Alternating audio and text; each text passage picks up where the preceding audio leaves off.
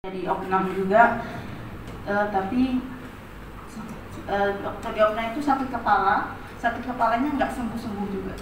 Akhirnya dirujuk ke rumah sakit untuk di scan, tapi dokter nggak mau nge-scan awalnya. Terus sampai hampir 2 bulan dia sakit demam itu. Terus sampai akhirnya dia saking udah nggak kuatnya, sakit kepala itu bukan pusing, tapi yang sakit kata dia sampai berguling-guling ya sakitnya itu. Terus akhirnya kami bawa ke rumah sakit Awal Bros. Di sana di opnam awalnya 2 hari dicek nggak ada sakit, nggak ditemukan sakitnya, sampai akhirnya dia langsung ngedrop. Setelah ngedrop langsung di-scan kepalanya, ternyata kata dokter ada peradangan di selaput otaknya, meningitis. Ternyata itu meningitis TB. Prediksi dokter awalnya meningitis TB. Karena dia kejang, sama dokter dikasih obat untuk kejangnya itu yang untuk tidur dia selama 24 jam. Tapi setelah 24 jam dia nggak bangun. Sampai 1 minggu dia nggak bangun. Dia di ruang ICU itu kan. Badannya kaku semua, tegang, kejang kayak gitu. Sampai sama perawat itu diikat tangannya biar tangannya nggak seperti ini.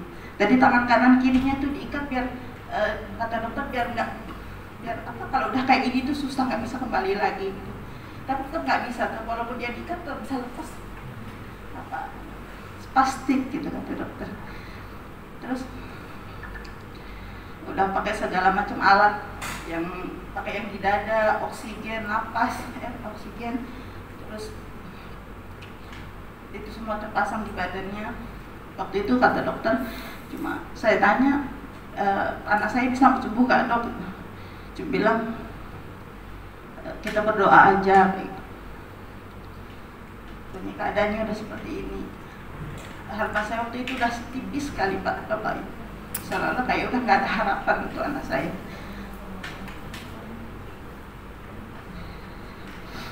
Tapi alhamdulillah 3 minggu di rumah sakit dia diizinkan pulang, walaupun masih dengan alat. Dia masih pakai oksigen, di rumah pun masih tetap pakai oksigen juga selang untuk makan. Dia belum sadar 100%, belum sadar, masih kalau dipanggil dia nggak bisa jawab, nggak bisa noleh, sempat. Jadi badannya itu seperti papan, kaku, tangannya seperti ini, kakinya juga kaku semuanya. Jadi memang betul-betul seperti papan badannya. Untuk senyum tidak bisa, matanya waktu itu matanya udah mulai bisa melirik tapi nggak respon. Jadi cuma kayak dengar tapi nggak 100% dengar seperti itu. Terus alhamdulillah sampai rumah. Waktu itu 1 kali suruh pulang, ternyata dia kejang lagi di rumah. Waktu itu masih 2 minggu di rumah sakit kan, disuruh pulang sama dokter. Sampai rumah belum 24 jam sudah bawa lagi ke rumah sakit karena dia ternyata masih belum bisa. Terus selama udah pulang, udah 3 minggu di rumah sakit, pulang dia dengan masih pakai selang makan, selang oksigen di rumah, dengan badan kaku. Kami nggak tahu mau kayak mana waktu itu. Terus alhamdulillah ada saudara kami yang memang waktu itu sudah ikut pelatihan tata punggung menyarankan coba kita toto. Awalnya saya nggak yang 100% gitu, karena masa iya toto punggung cuma toto, sedangkan dia kan seluruh badan karena kaku, tangannya tuh udah kayak semuanya lah, kakinya aja udah mulai agak membengkok seperti itu. Tapi alhamdulillah waktu itu saudara itu membawa Pak Awal, bawa sama istrinya ke rumah. Terus ditotok 1 kali itu udah mulai langsung ada kayak bergerak seperti itu kakinya itu Pak. Waktu awalnya nggak sama sekali, nggak bisa gerak. Tapi belum terlalu nampak seperti itu kan. Tapi setiap hari ya alhamdulillah Pak Awal mau rutin ke rumah gitu. Alhamdulillah 5 kali totok kalau nggak salah itu udah mulai kuat kalau didudukkan.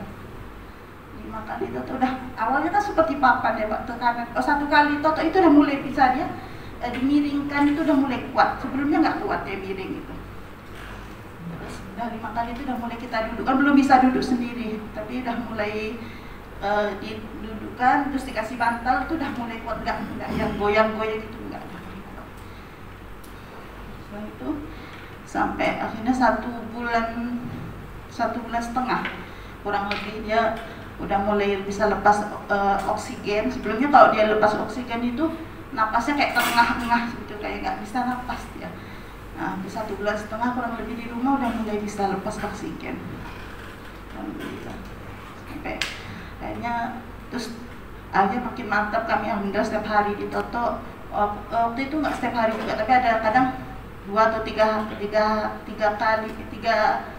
kali dalam seminggu. Karena mungkin Pak Awal kan juga ada kesibukan, kami pun belum pandai juga, belum bisa. Jadi alhamdulillah dalam 3 bulan sudah mulai bisa berdiri. Pada waktu itu kakinya sudah, jadi kakinya membengkok, kaki yang kiri itu udah membalik ke dalam. Posisi kakinya itu untuk seolah kayak udah ini bisa nggak jalan lagi seperti itu.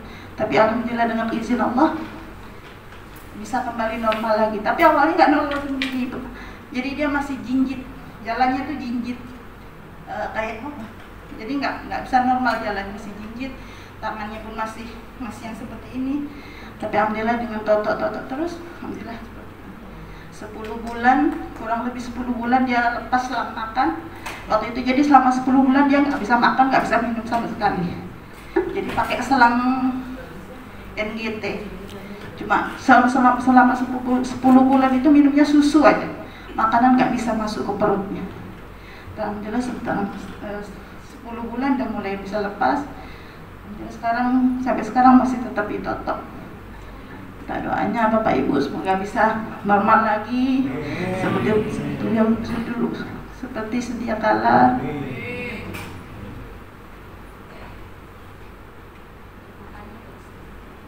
Untuk makan alhamdulillah udah mulai bisa, Pak. Cuma sekarang bicaranya masih belum bisa bicara. Nggak banyak bisa bicara lagi. Untuk minum pun masih belum bisa normal karena dia masih lemah. Itu yang saya rasakan di toto punggungnya, Masya Allah. Terima kasih untuk Bapak Awal terutama yang sudah dari awal memegang Fatih, dan juga sekarang Umi Bilqis yang melanjutkan terapi Fatih, juga semua yang udah sayang, sudah peduli, yang udah pernah nonton Fatih, pegang Fatih, semuanya terima kasih kepada Toto Punggung, kepada Ustadz Rahman yang udah membawa, menyebarkan. Terima kasih. Sekian dulu.